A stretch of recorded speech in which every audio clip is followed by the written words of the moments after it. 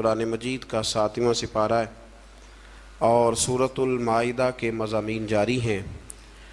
قرآن مجید کے اس پارے کی جو پہلی آیہ کریمہ ہے اس کا پس منظر اور شان نزول حضرت سیدنا عبداللہ ابن عباس رضی اللہ تعالیٰ عنہ فرماتے ہیں کہ حبشہ کا جو بادشاہ تھا نا، نجاشی،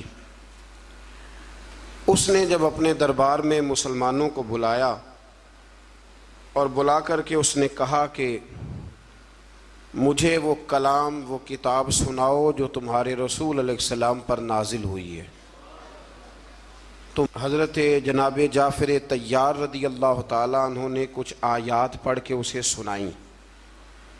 تو قرآن مجید نے اس واقعے کا بیان پہلی آیت میں فرمایا ہے، فرمایا وَإِذَا سَمِعُوا مَا أُنزِلَ إِلَى الرَّسُولِ، جب وہ سنتے رہے وہ جو ہم نے اتارا تھا اپنے رسول کی طرف، تَرَىٰ أَعْيُنَهُمْ تَفِيضُ مِنَ الدَّمِ، تو فرمایا تو دیکھے گا کہ ان کی آنکھوں سے آنسو چھلک پڑے۔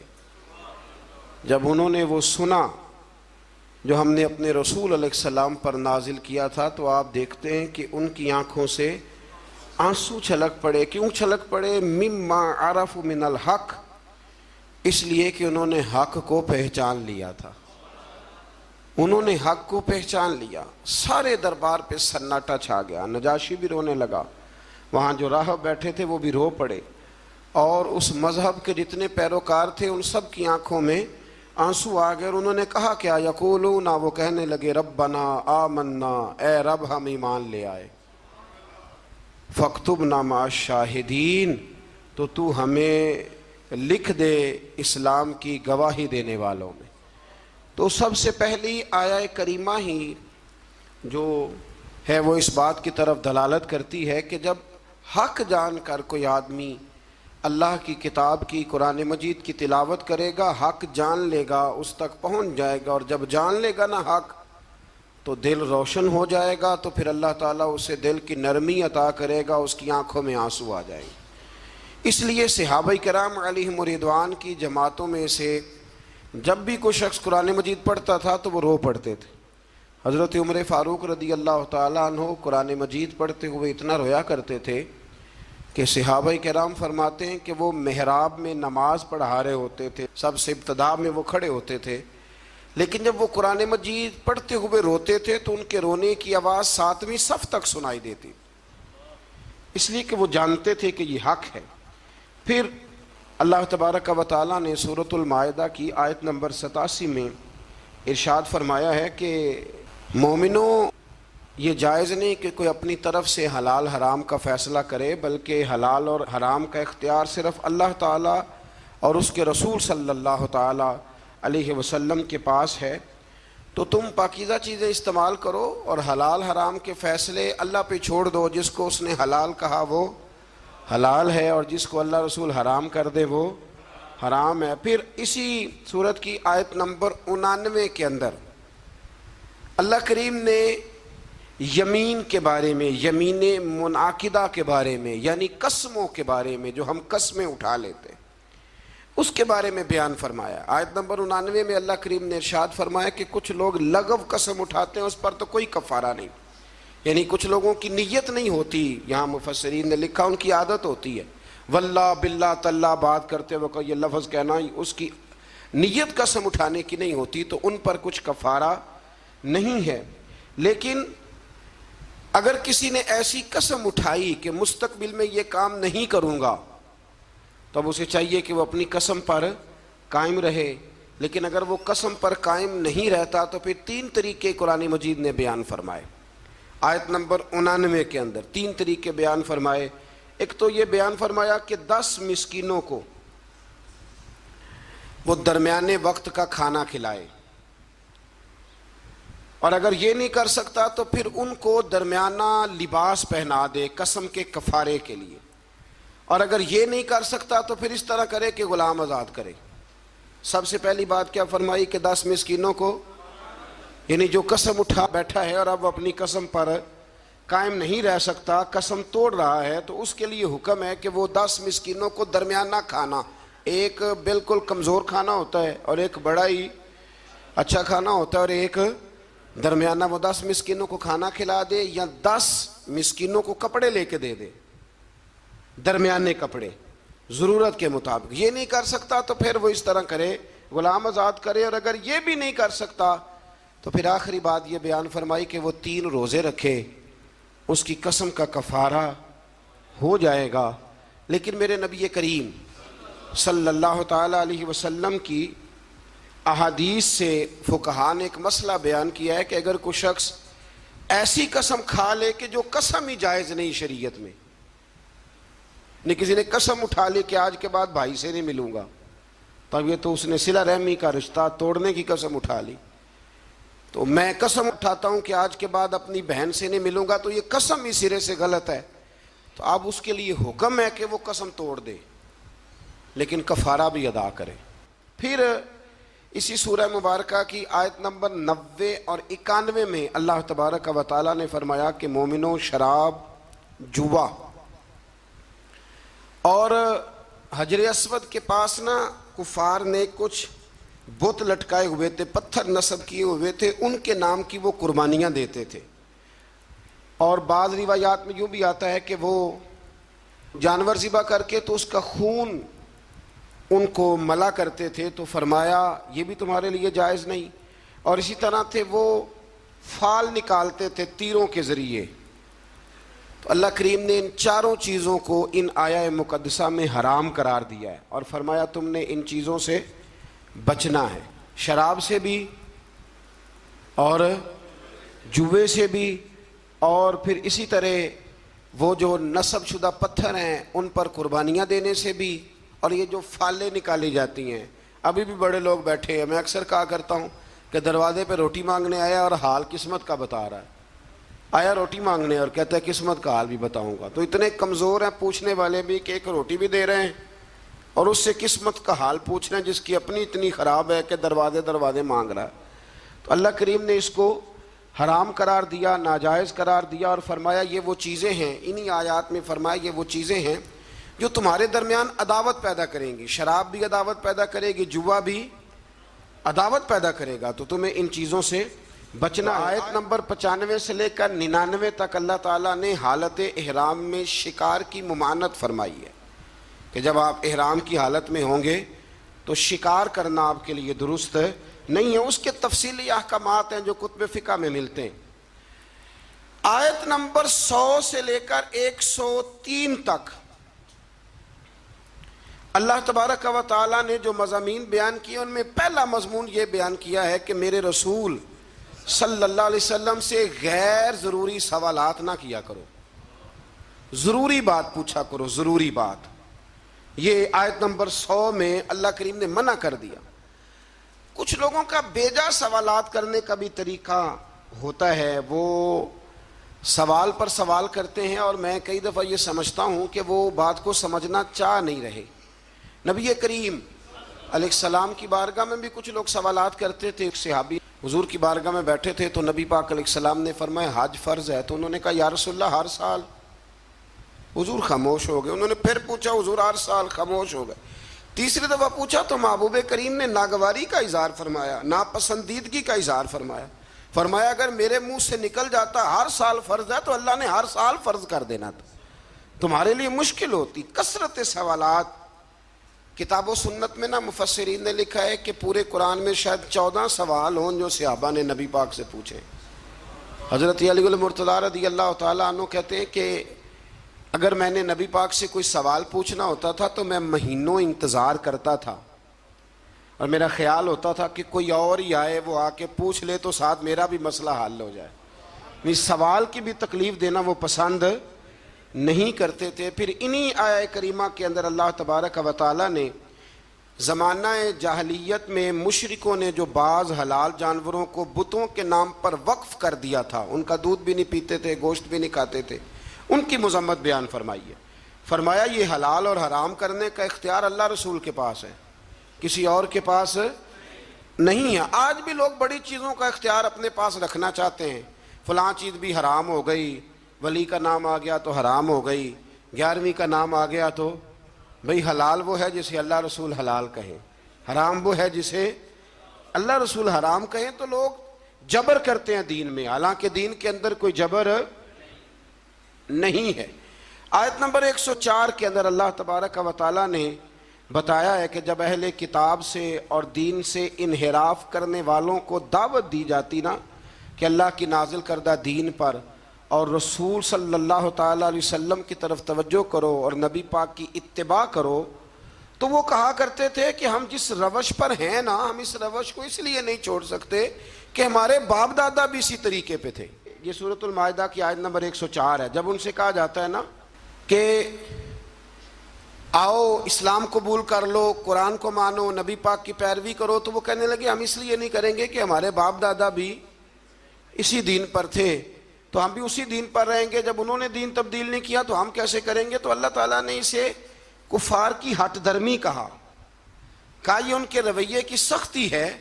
اگر تو باپ دادا ٹھیک ہوں تو طریقوں پر چلنا چاہیے، اور اگر باپ دادوں کے طریقے قرآن و سنت کے مطابق نہ ہوں تو پھر ان کے طریقوں پر چلنا نہیں چاہیے۔ اپنے آباء و اجداد کی رسمیں نہیں نبھانی، ہم نے اللہ اور اس کے رسول کے حکم کی طرف توجہ کرنی۔ تو ان آیات کے اندر اللہ تبارک و تعالیٰ نے اس بات پر بھی نبی پاک علیہ السلام کو اور صحابہ کو تسلی دی کہ اگر یہ ملحدین، مشرکین اور یہودی کلمہ نہیں پڑھتے تو آپ کا نقصان کوئی بھی نہیں کریں گے۔ آپ کے ذمہ تو تبلیغ کرنا ہے نا، تو آپ تبلیغ کر دیں۔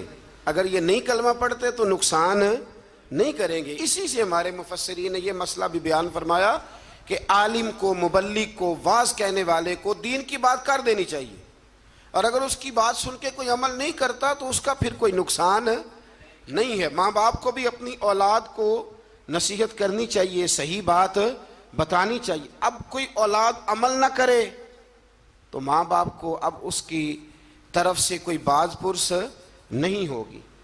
آیت نمبر 106 کے اندر ارشاد فرمایا کہ جب تم وصیت کرنے لگو نا اپنی اولاد کے لیے یا پیچھے مال چھوڑ کے جانے والوں کے لیے، تو تم گواہ مقرر کر لیا کرو تاکہ کوئی تنازع کھڑا نہ ہو۔ گواہ مقرر کرو، اللہ کریم نے حکم ارشاد فرمایا۔ لیکن بعض مفسرین نے یہ بھی لکھا ہے ان آیات کے حوالے سے کہ جب سے احکام وراثت نازل ہو گئے، اللہ نے خود بیان کر دیا کہ بیٹے کا اتنا ہے، بیٹی کا اتنا ہے، بیوی کا اتنا ہے، بھائی کا اتنا ہے، ماں باپ ہوں زندہ تو پھر ان کا اتنا ہے، تو اب یہ آیات ویسے ہی منسوخ ہو گئی ہیں، اب وصیت کرنے کی کوئی ضرورت موجود نہیں رہی، بات ہی ختم ہو گئی۔ آیت نمبر 110 سے لے کر 111 میں اللہ تعالیٰ نے حضرت عیسیٰ علیہ السلام کو اپنی نعمتوں کی یاد دہانی کرائی۔ ان میں سے فرمایا میں نے روح القدس سے تمہاری مدد کی، اللہ فرما رہا ہے۔ پھر ارشاد فرمایا کہ میری دی ہوئی طاقت سے تم نے پنگوڑے میں باتیں کرنی شروع کر دی، یہ رب بیان فرما رہا ہے۔ پھر فرمایا میں نے تمہیں کتاب و حکمت دی، تورات اور انجیل کی تعلیم دی۔ پھر اللہ تبارک و تعالیٰ نے حضرت موسیٰ کو جو معجزات عطا فرمائے ان کا بھی ذکر فرمایا۔ فرمایا اذن الہی سے آپ مٹی سے پرندہ بنا کر اس میں جان ڈال دیتے تھے، مادر زاد اندھوں اور برس کے مریض شفا یاب ہو جاتے تھے، مردوں کو زندہ کر دیتے تھے، اور بنی اسرائیل کی جو ایذا رسانیاں تھی، تکلیفیں تھی، ان سے بھی عیسیٰ ہم نے آپ کو بچایا تھا۔ ان ساری باتوں کا ذکر فرمایا۔ اور پھر آیت نمبر 112 میں اس بات کا بھی ذکر کیا کہ عیسیٰ علیہ السلام کے حواریوں نے ان سے یہ التجا کی تھی کہ اللہ تبارک و تعالیٰ کی بارگاہ میں یہ عرض کریں کہ آسمانوں سے ہمارے لیے تیار کھانا نازل کرے، یعنی کھانا اور وہ بھی تیار، اللہ تیار کھانا ہمارے لیے نازل کرے، اس سے ہم کھائیں گے، ہمیں قلبی اطمینان ہوگا۔ تو عیسیٰ علیہ السلام نے دعا کی کہ اے اللہ، اے ہمارے پروردگار، ہم پر آسمان سے نہ کھانا نازل فرما تاکہ وہ ہمارے اگلوں کے لیے بھی عید کا دن بن جائے اور پچھلوں کے لیے بھی عید کا دن بن جائے۔ کھانا نازل ہو جس دن، اس دن عید منا لینی چاہیے، تو جس دن نبی پاک دنیا میں تشریف لائیں، یعنی کھانا آ جائے تو عید بن سکتی ہے۔ سورۃ المائدہ پڑھ رہا ہوں، روٹی آئے تو عید بن سکتی ہے، اور اگر اللہ کے رسول تشریف لائیں تو ہمارے بزرگ تو کہتے ہیں نثار تیری چہل پہل پر ہزاروں عید ربیع الاول، سوائے ابلیس کے جہاں میں سبھی تو خوشیاں منا رہے ہیں۔ اس کے بعد اللہ تعالیٰ نے اگلی آیات میں نا بنی اسرائیل پر، نصارہ پر، عیسائیوں پر حجت قائم کی ہے، دلیل اور کمال کی بات ہے، یہ وہ آیات ہیں کہ جن میں بندے کی روح نعرہ لگانے کو پہنچتی ہے، اور ایسی دلیلیں ہیں کہ جن سے انسان صحیح معنوں میں جوش اختیار کرتا ہے۔ اللہ کریم نے نصارہ کو فرمایا کہ اے عیسیٰ، نصارہ کو حجت قائم کرنے کے لیے فرمایا اے عیسیٰ، کہ آپ نے لوگوں کو یہ کہا تھا کہ مجھے اور میری ماں کو اللہ کے سوا خدا بنا لینا؟ اللہ کریم نے حضرت عیسیٰ علیہ السلام سے کہا، فرمایا یہ جو کہتے ہیں کہ حضرت عیسیٰ اللہ کے بیٹے ہیں تو آپ نے کہا تھا؟ تو یقیناً پھر جواب یہی ہے کہ جناب عیسیٰ نے کہا نہیں تھا۔ تو جناب عیسیٰ اگر یہاں کہہ رہے ہیں کہ میں نے نہیں کہا تو قیامت میں بھی وہ یہی کہیں گے۔ تو پھر جو باطل نظریات والے لوگ ہیں، باطل نظریات والے، اسی طرح کا معاملہ آج کل بزرگوں کے ساتھ ہوتا ہے۔ بزرگوں نے کہا تھا کہ ہمارے جو مزارات ہوں گے ان پہ آ کے تم لکی رانی سرکس لگا لینا، کہا کسی بزرگ نے، وہاں کے میلے ٹھیلے کرنا۔ بلکہ ہمارے ایک بڑے معتبر عالم ہیں، انہوں نے ایک بات سنائی، وہ میرے دل میں بیٹھ گئی۔ کہنے لگے کہ ایک بہت بڑے عالم تھے تو ان کا شاگرد کسی آستانے پہ مرید تھا، تو وہ جب جانے لگا نا عرس پہ حاضری دینے کے لیے، تو وہ استاد صاحب کہنے لگے بیٹے وہاں غیر شرعی حرکتیں ہوتی ہیں، تم نے کیا جانا ہے بزرگوں کے دربار پہ، تم رہنے دو، نہ جاؤ۔ بچے نے ضد کی کہ نہیں میرے ابا جی کا بھی پیر خانہ ہے، میرے دادا جی کا بھی تو میں نے جانا ہے۔ تو استاد صاحب نے نا ایک رکا لکھ کے دیا، فرمانے لگے بیٹے جب وہاں پہنچو نا بزرگوں کی قبر پہ رکھ دینا، پڑھنا نہیں، اور واپس آنا تو اٹھا کے لانا۔ انہوں نے جواب کیا دیا ہے؟ وہ نوجوان کہتا ہے کہ میں نا وہ رکا لے کے گیا، ابھی میں رستے میں ہی تھا کہ ایک بابا جی نا بڑے نورانی چہرے والے درخت کے نیچے بیٹھے ہوئے تھے،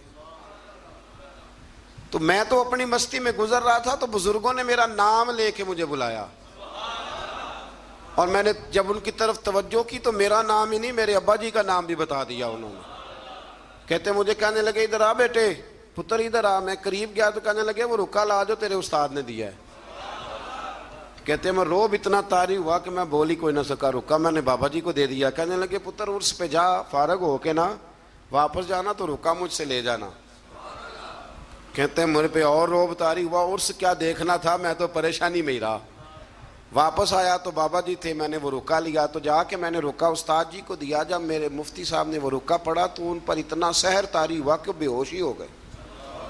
کچھ دیر کے بعد ہوش آیا، نارمل لائف میں جب وہ آئے عام روٹین کی زندگی میں، تو میں نے ان سے کہا کہ حضرت صاحب میں بڑا دیانتدار شاگرد ہوں، میں نے جاتی دفعہ بھی نہیں پڑھا کہ آپ نے کیا لکھا ہے، اور جو جواب آیا وہ بھی نہیں پڑھا، لیکن آپ کا بے ہوش ہونا، بزرگوں کا ملنا میری سمجھ میں نہیں آتا، کچھ سمجھا دیں۔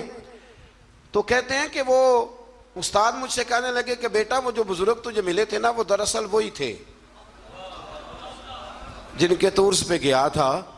تو وہ رکا انہوں نے اس لیے لے لیا، میں نے رکے پہ لکھا تھا کہ بابا جی اگر آپ اتنے ہی طاقت والے ہیں تو یہ غیر شرعی حرکتیں ہوتی ہیں تو آپ روکتے کیوں نہیں؟ میں نے رکے پہ لکھا تھا۔ تو کہتے ہیں بابا جی نے جواب دیا ہے کہ غیر شرعی حرکتیں ہوتی ہیں تو ہم تو نکل کے سائڈ پہ بیٹھ جاتے ہیں، اسی لیے تو لوگ کہتے ہیں دربار پہ گئے تھے تو جو دعا مانگی ہے وہ قبول نہیں ہوئی، بابا تو وہاں تھا ہی نہیں، وہ تو سائڈ پہ ہو گیا، وہ تو تھے ہی نہیں، وہ تو نکل آئے کہ تم ہمیں تنگ کرتے ہو لہذا ہم جا رہے ہیں۔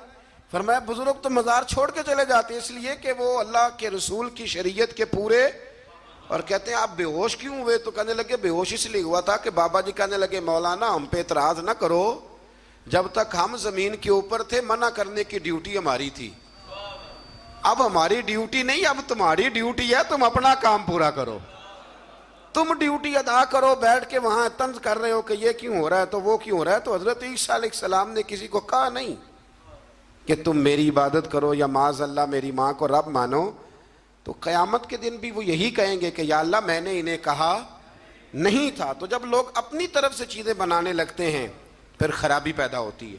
تو میرے عزیز دوستو پھر اس سے آگے سورہ انعام شروع ہو جاتی ہے، یہ مکی صورت ہے۔ اس صورت کے بالکل آغاز میں اللہ تبارک و تعالیٰ نے اپنی قدرت کا بیان فرمایا ہے کہ اس نے آسمان، زمین، ظلمت اور نور کو پیدا کیا، اس نے انسان کو مٹی سے پیدا کیا، پھر اس کے لیے ایک مدت حیات اور قیامت کا وقت مقرر فرمایا۔ لیکن کافر پھر بھی اپنے رب کے ساتھ شریک ٹھہراتے ہیں اور اس کی قدرت کے بارے میں شک میں مبتلا ہوتے ہیں، حالانکہ وہ ظاہر اور باطن اور انسان کے ہر عمل کو جاننے والا ہے۔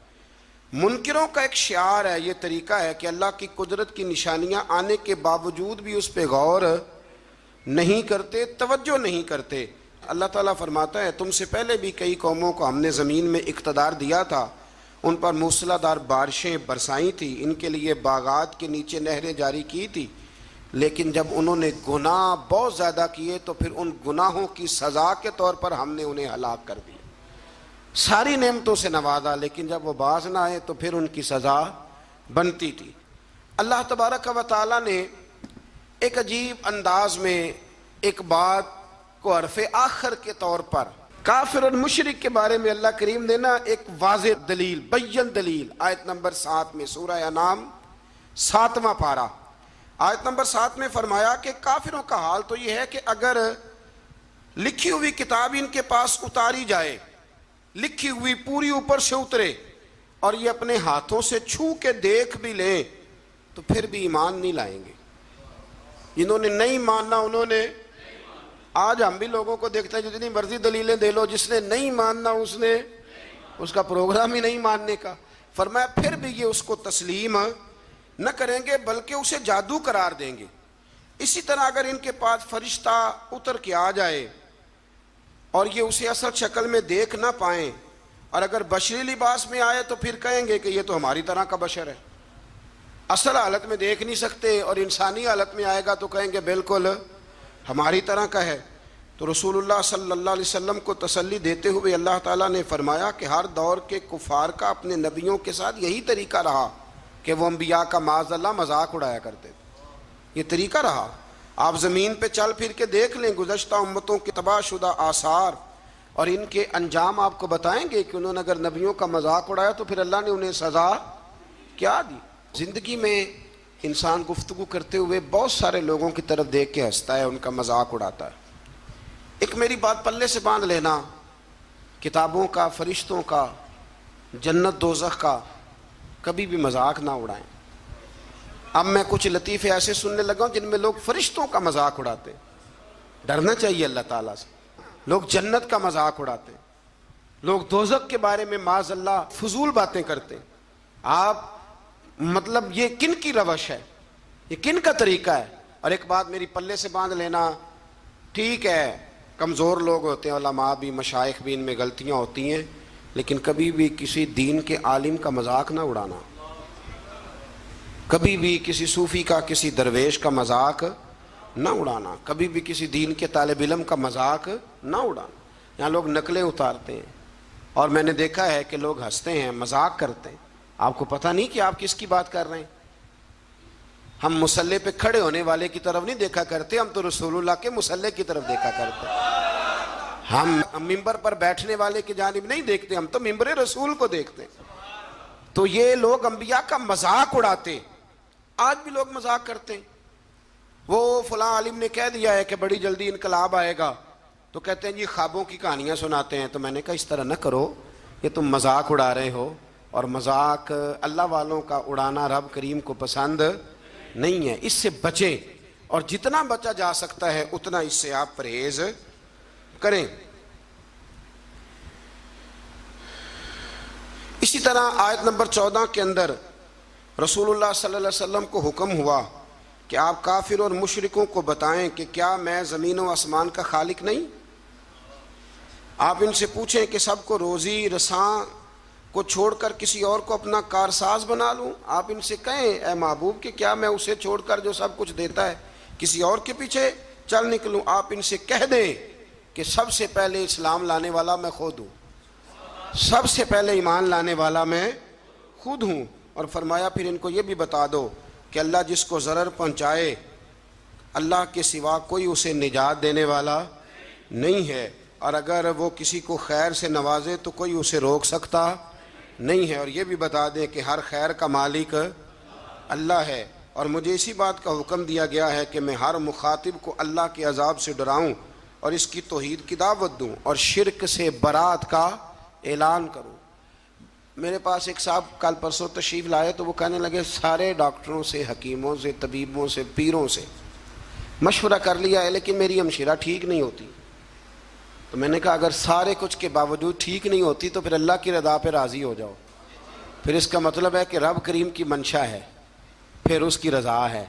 کہ وہ اسی حال میں دیکھنا چاہتا ہے۔ ایک بزرگ تھے تو ان کے وجود میں کیڑے چل رہے تھے، ایک کیڑا ان کے یوں پیشانی پہ بھی تھا تو وہ نیچے گر گیا، تو انہوں نے اٹھا کے دوبارہ رکھ لیا۔ کہنے لگے جب اس کی رضا ہے کہ تو مجھے کھائے تو نیچے کیوں گرتا ہے؟ جے سونا ہی میرے دکھ وچ راضی تے سکھ نو چلے ڈاواں۔ تو اس لیے اللہ اگر کسی کو ضرر پہنچانا چاہے تو کوئی اسے بچا سکتا، اور اگر اللہ کسی کو خیر دینا چاہے تو کوئی روک سکتا۔ اللہ عزت دے تو کوئی ذلیل نہیں کر سکتا، پکی بات ہے۔ کرنے دے حسد والوں کو جتنا وہ آپ سے حسد کرتے ہیں، آپ کرنے دے۔ لوگ کہتے ہیں فلانا مجھ سے بڑا جلتا ہے، تو میں نے کہا وہ تو فائدہ کر رہا ہے آپ کا۔ پھر میرے علی شاہ صاحب رحمۃ اللہ علیہ کے مرشد نے انہیں دعا دی تھی کہ میرے علی میرا دل کرتا ہے لوگ تجھ سے زیادہ حسد کریں۔ تو کہنے لگے حضرت صاحب یہ کیا دعا ہوئی؟ تو آپ فرمانے لگے نعمتیں زیادہ ہوں گی تو لوگ زیادہ چلیں گے نا، تو میرا دل کرتا ہے لوگ تجھ سے حسد کریں، زیادہ حسد کریں۔ تو اس لیے ہم لوگ جو ہیں وہ ہمارے منانی میاں صاحب قبلہ فرمایا کرتے ہیں، وہ کہتے ہیں یہ جل رہا ہے تو آپ نظر آ رہے ہیں نا، وہ کہتے ہیں اگر یہ جلنا چھوڑ دے گا تو پھر آپ نظر نہیں آئیں گے، تو کچھ جلتا رہتا ہے تو آپ نظر آتے رہتے ہیں، اس لیے لوگوں کو جلنے دیں۔ تو ہم لوگ جو ہے وہ بلا وجہ، لیکن حسد بھی کسی کسی سے ہوتا ہے۔ اب میرے جیسا بندہ اٹھ کے یہ کہنا شروع کر دے کہ لوگ مجھ سے حسد کرتے ہیں تو اس کی خوش فہمی ہے نا، بھئی وہاں بھی رہ گئے حسد کرنے کے لیے، یعنی بلا وجہ کچھ لوگوں کو نا بخار بھی چڑھ گیا ہے، لوگ مجھ سے حسد کرتے ہیں۔ یعنی وہ کبھی کبھی خواتین بچے کو دم کرانے کے لیے لاتی ہیں تو کہتی ہے بچہ بڑا سونا ہے، تو اس کو نظر لگ گئی، ماں کی نظر میں تو سونا ہی ہوتا ہے نا، لیکن وہ اس کو دم کرتے وقت بندے کو خیال آتا ہے کہ جی انہوں بھی نظر ہی لگنی ہے تو پھر انہوں دم ہونا چاہیے تھا جنہیں انہوں نظر لائی ہے، مطلب دم تو اس کو اب ہونا چاہیے کہ جس نے اس کو نظر لگا دی۔ لیکن اماں کی نظر میں تو بیٹا چاند ہی ہوتا ہے نا جی، ماں کی نظر میں تو وہ ایک بیٹا چاند ہوتا ہے اور ایک اس کا ماموں چاند ہوتا ہے۔ چاچو کبھی چاند ہو سکتا، ماموں چاند ہوتا ہے، اور ایک وہ بیٹا خود چاند ہوتا ہے۔ چاچو جی چاند ہو سکتے، یہ میں اعتراض نہیں کر رہا، اس لیے کہ ہماری بہنیں بھی یہی کرتی ہیں اور ہماری بچیاں بھی یہی کام کرتی ہیں، ہوتا ہی ایسے۔ تو اس لیے اللہ تبارک و تعالی نے اس بات کو بیان فرمایا کہ اللہ کسی کو خیر دینا چاہے تو کوئی روک نہیں سکتا، اور اللہ اگر کسی کو کسی جگہ مبتلا کرنا چاہے تو کوئی بچا سکتا نہیں۔ آیت نمبر 20 میں سورہ انعام 7واں پارہ آیت نمبر 20 میں اللہ کریم نے اس بات کو بیان فرمایا ہے کہ یہودیوں کی یہ غلط بیانیہ، یہ جھوٹ ہے ان کا کہ ہم رسول اکرم صلی اللہ علیہ وسلم کو نہیں جانتے، یہ ان کا جھوٹ ہے۔ بلکہ فرمایا محبوب وہ تو آپ کو اس طرح پہچانتے ہیں جس طرح انسان اپنے بیٹوں کو پہچانتا ہے، یعنی تورات میں انہوں نے اتنی نشانیاں آپ کی پڑھ لی ہیں کہ جس طرح انسان بیٹوں کو پہچانتا ہے نا، یہ ہوتے ہیں نا جڑواں بچے، تو پڑوسی دھوکہ کھا لیتے ہیں لیکن ماں باپ دھوکہ نہیں کھاتے، انہیں پتہ ہوتا ہے کہ بڑا کون سا ہے چھوٹا کون سا ہے، ریاض کون سا ہے فیاض کون سا ہے، انہیں پتہ ہوتا ہے، ماں باپ ہوتے ہیں نا۔ تو اسی طرح اللہ نے مثال بیان کی کہ یہ یہودی اور ان کے علماء اور اہل کتاب جھوٹ بولتے ہیں کہ ہم نبی پاک کو نہیں جانتے۔ میں نے تو تورات انجیل میں اتنی کھول کے نشانیاں بیان کی ہیں کہ جس طرح یہ اپنے بیٹوں کو جانتے ہیں اسی طرح تجھے پہچانتے ہیں۔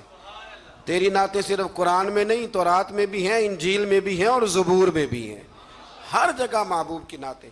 آیت نمبر 22 میں اللہ کریم نے فرمایا کہ قیامت کے دن ہم مشرکوں کو جمع کریں گے اور پوچھیں گے کہ تمہارے وہ باطل معبود اب کہاں ہیں، تو پھر وہ اپنے ماضی کو جھٹلائیں گے، پھر وہ اس کو غلط قرار دیں گے۔ آیت نمبر 25 میں اللہ تعالیٰ فرماتا ہے منکرین آپ کی بات کو توجہ سے سنتے ہیں لیکن ان کی بدعمالیوں کے سبب ان کے دلوں پر پردے پڑے ہوئے اور ان کے کانوں میں بندش ہے۔ اس کا مطلب یہ ہے کہ وہ سنتے تو ہیں لیکن یہ سننا ان کے لیے نفع بخش نہیں ہوتا، وہ ہٹ دھرمی سے حق کو رد کر جاتے ہیں۔ آخرت میں وہ تمنا کریں گے کہ کاش ہمیں دنیا میں واپس بھیج دیا جائے، اب ہم ایمان لانے والوں میں سے ہو جائیں گے، لیکن اس دنیا میں رہتے ہوئے وہ حیات بعد الممات کے منکر رہے، یہاں رہ کے کہتے تھے کہ اٹھنا نہیں، اور وہاں جا کے کہتے ہیں ایک دفعہ بھیج، ایک دفعہ دوبارہ بھیج۔ وہ ایک دانشور نے کالم لکھا تھا، اس نے کہا تھا کہ ایک بابا جی دو تین نوجوانوں کے بیچ کھڑے تھے تو ایک نوجوان کو دفن کیا جا رہا تھا، تو بابا جی ان جوانوں سے پوچھنے لگے کہ بیٹا اس کی کیا خواہش ہوگی، اب یہ کیا سوچتا ہوگا جو قبر میں جا رہا ہے؟ تو وہ نوجوان کہنے لگے بابا یہ سوچتا ہوگا کہ اگر مجھے زندگی مل جائے تو مسجد میں ہی رہوں گا، غریبوں کی مدد کروں گا، ماں باپ کا حکم مانوں گا، 5 نمازیں پڑھوں گا، روزانہ قرآن پاک پڑھوں گا، درود پاک پڑھوں گا، یہی تو اس کی نیت ہوگی، اور کیا ہو سکتی ہے؟ تو بزرگ کہنے لگے بیٹے اسے تو اب موقع نہیں مل سکتا، پر تمہیں تو ملا ہوا ہے نا، اسے تو نہیں مل سکتا تو تمہارے پاس تو ہے نا، تو مہربانی کرو تم یہ کام کرنے شروع کر دو جو تمہارے خیال میں یہ اب سوچ رہا ہے۔ اسی طرح سے آیت نمبر 31 میں اللہ تبارک و تعالیٰ نے اس بات کا بھی ذکر فرمایا ہے کہ اللہ تعالیٰ نے فرمایا کہ انہوں نے اللہ کے حضور پیش ہونے کی حقیقت کو جھٹلایا اور وہ اپنی بدعمالیوں کا بوجھ اپنی پیٹھوں پر اٹھائے ہوئے ہیں، اور جب اچانک قیامت آ پہنچے گی تو کہیں گے ہائے افسوس ہم نے بہت کوتاہی کی۔ اسی طرح جب اچانک موت آئے گی تو پھر بھی لوگ کہیں گے ہائے ہم نے بڑی کوتاہی کی۔ رسول اللہ صلی اللہ علیہ وسلم کو تسلی دیتے ہوئے اللہ تعالیٰ نے فرمایا آپ غمگین نہ ہو، یہ آپ کو نہیں جھٹلا رہے بلکہ یہ اللہ کی آیتوں کا انکار کر رہے ہیں۔ حبیب تیرا نہیں انکار کر رہے، میری باتوں کا انکار کر رہے ہیں معاذ اللہ۔ اور آپ سے پہلے بھی رسولوں کو جھٹلایا گیا، انہوں نے صبر کیا، اگر اللہ تعالیٰ چاہتا تو سب کو جبراً بھی ہدایت پر جمع فرما دیتا، لیکن بندے کو اختیار دے کر آزمایا ہے اور جزا اور سزا کا نظام قائم کیا ہے، یہی اللہ کی حکمت ہے۔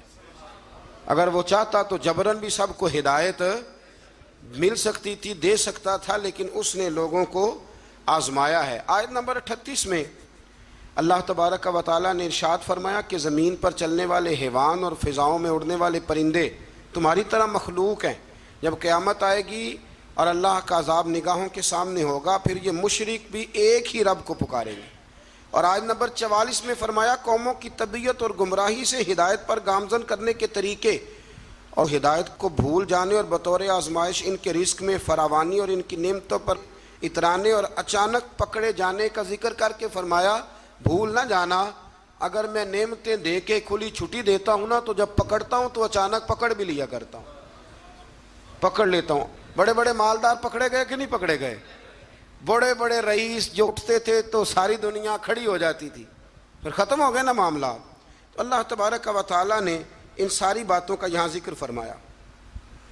آیت نمبر 46 اور 50 اور پھر 50 سے آگے ہوا یہ کہ نبی کریم علیہ السلام کی بارگاہ میں نا قریش مکہ آئے اور کہنے لگے کہ یا رسول اللہ صلی اللہ علیہ وسلم دل بڑا کرتا ہے کہ ہم بھی آپ کے پاس بیٹھیں اور آپ سے دین کی باتیں سنیں، لیکن جو آپ کے پاس غریب لوگ بیٹھے ہوتے ہیں نا، بلال حبشی، عمار بن یاسر، خبیب، یہ ماڑے ماڑے لوگ، ان کا معیار نہیں ہمارے معیار کے ساتھ، تو آپ اس طرح کریں ہمیں کوئی تھوڑا الگ سے وقت دیں۔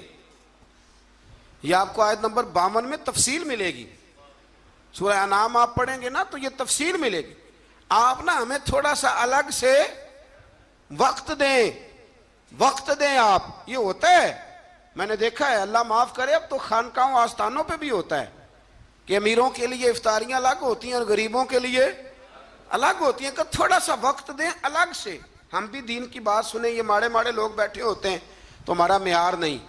نبی کریم علیہ السلام نا بڑی خواہش رکھتے تھے کہ غریب بھی کلمہ پڑھ جائیں اور امیر بھی کلمہ پڑھ جائیں، تو نبی کریم کے دل میں خیال آیا کہ وقت دینا چاہیے، تھوڑا سا وقت ان کے لیے الگ کر لیتے ہیں۔ جب حضور کے دل میں خیال آیا تو اللہ تعالیٰ نے قرآن نازل کر دیا، ارشاد فرمایا وَلَا تَطْرُدِ الَّذِينَ يَدْعُونَ رَبَّهُمْ بِالْغَدَاةِ وَالْعَشِيِّ يُرِيدُونَ وَجْهَهُ، فرمایا محبوب انہیں اپنے پاس سے دور نہ ہٹانا جو صبح بھی اپنے رب کو پکارتے ہیں اور شام بھی اپنے رب کو پکارتے ہیں، اور فرمایا پکارتے کس لیے ہیں؟ یریدون وجہ، یہ اس لیے نہیں پکارتے کہ انہیں کوئی دنیاوی لالچ ہے، یہ اس کی رضا کے لیے اسے پکارتے ہیں۔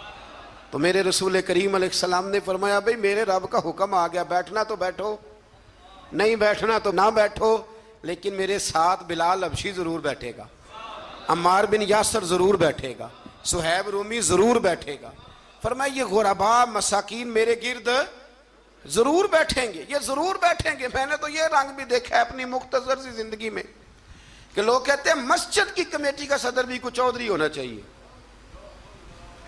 یعنی مسجد اور مدرسے کی کمیٹی کا صدر بھی کوئی چودھری ہونا چاہیے، کوئی نام ہونے چاہیے، کوئی لکھنا چاہیے، کوئی ایسے کرے کوئی ویسے کریں۔ اور چھوڑے میاں، آپ کس کام لگے ہوئے ہیں؟ اگر مسجد اللہ کا گھر ہے نا تو وہ بانی جائے گا. آپ چھوڑیں آپ کن چکروں میں پڑے ہوئے ہیں. آپ یہ دیکھیں کہ مسجد میں جھاڑو صحیح کر کے کون دیتا ہے, توجہ صحیح کر کے کون کرتا ہے. اللہ ہمیں سمجھنے کی توفیق عطا فرمائے. پھر آگے آیت نمبر 59 میں اللہ کریم نے فرمایا کہ غیب کی کنجیاں اسی کے پاس ہیں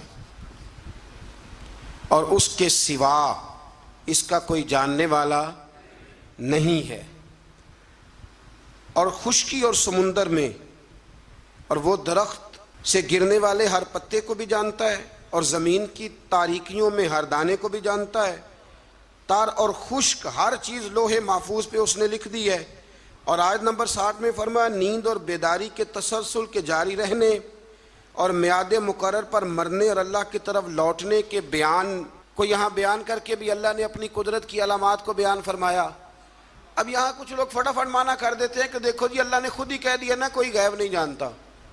تو میں پیچھے آپ کو بتایا ہوں نا کل کہ اللہ کریم فرماتے ہیں کہ سورہ آل عمران کے اندر کہ میں عام لوگوں کو غیب پر اطلاع نہیں دیتا لیکن اپنے رسولوں میں سے جس کو چن لیتا ہوں. یہاں فرمایا کہ کوئی نہیں جانتا تو اس کا معنی یہ ہے کہ از خود کوئی نہیں جانتا, لیکن اگر اللہ بتا دے تو پھر کوئی جاننے والا جان لیتا ہے. آیت نمبر 61 میں فرمایا کہ اللہ تعالیٰ اپنے بندوں پر غالب ہے اور ان پر نگرانی کرنے والے فرشتے بھیجتا ہے, اور جب کسی کی موت کا وقت آ جائے تو فرشتے کسی کوتاہی کے بغیر اس کی روح قبض کر لیتے ہیں. وقت آ جائے تو فرشتے کسی کا انتظار, ہم البتہ فرشتے کے آنے کا انتظار کرتے رہتے ہیں, لیکن فرشتہ انتظار نہیں کرتا, جب آتا ہے تو پھر لے کے جاتا ہے. آیت نمبر 68 میں گمراہ کن عقائد کے حامل لوگوں کی صحبت سے بچنے کا حکم ہے کہ جن کے عقیدے برے ہوں ان کے پاس نہ بیٹھو, ان کے قریب نہ جاؤ. حضرت عبداللہ ابن عمر رضی اللہ تعالیٰ عنہ کو بتایا گیا تھا کہ یہ شخص جو ہے یہ تقدیر کا صرف منکر ہے, خیر شر والی تقدیر کا یہ منکر ہے, باقی ساری چیزوں کو مانتا ہے. تو جناب عبداللہ ابن عمر نے فرمایا یہ تو سلام لینے کے قابل بھی نہیں. ہم اس شخص کے ساتھ اٹھے بیٹھیں گے جو دین کی ہر بات کو مانے, ہر جز کو مانے, جو مصطفیٰ کریم علیہ السلام کی ذات کو بھی مانے اور میرے نبی کی شان کو بھی مانے, حضور کی صفات کو بھی مانے. ایسے تھوڑی بات ہے کہ وہ چند باتوں کا ذکر کرے اور باقی سب چیزوں کو وہ چھوڑ جائے. آیت نمبر 74 سے لے کر 81 تک اللہ تعالیٰ نے حضرت ابراہیم علیہ السلام کا ذکر فرمایا ہے. بڑے پیارے ہیں یہ نبی اللہ کو. حضرت ابراہیم کا ذکر فرمایا اور اللہ نے فرمایا ابراہیم کو یقین کامل عطا کرنے کے لیے ہم نے انہیں آسمانوں اور زمینوں کی بادشاہی دکھائی, یعنی کائنات کے نظام کے اسرار اور حکمتیں بتائیں. اور حضرت ابراہیم نے مظاہر پرست قوموں کو حکمت کے ساتھ اصلاح کرنے اور مظاہر کائنات کے فانی ہونے اور اللہ کی توحید کے دلائل سے ثابت کرنے کے لیے پھر یہ طریقہ اختیار کیا کہ رات کی تاریکی چھا گئی تو انہوں نے ایک روشن ستارے کو دیکھا اور دیکھ کے فرمانے لگے یہ میرا رب ہے. پھر جب وہ ڈوب گیا تو فرمانے لگے میں ڈوبنے والوں کو پسند نہیں کرتا. بڑا جملہ ہے یہ اللہ کے نبی کا, اور قرآن نے بیان فرمایا میں ڈوبنے والوں کو پسند, جس کا رب بھی ڈوب گیا وہ خود بچے گا.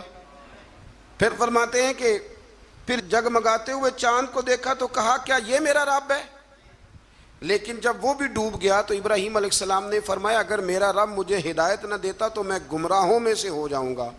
پھر سورج کو چمکتے ہوئے دیکھا تو کہا کیا یہ میرا رب ہے, یہ تو ان سے بڑا ہے, یعنی تارے سے بھی بڑا ہے اور چاند سے بھی یہ رب ہے.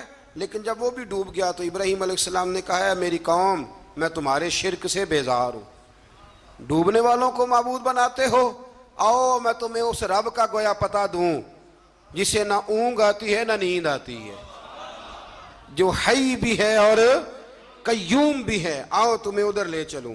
لیکن ان کی قوم جھگڑالو تھی, اس قوم نے اس بات کو تسلیم نہ کیا.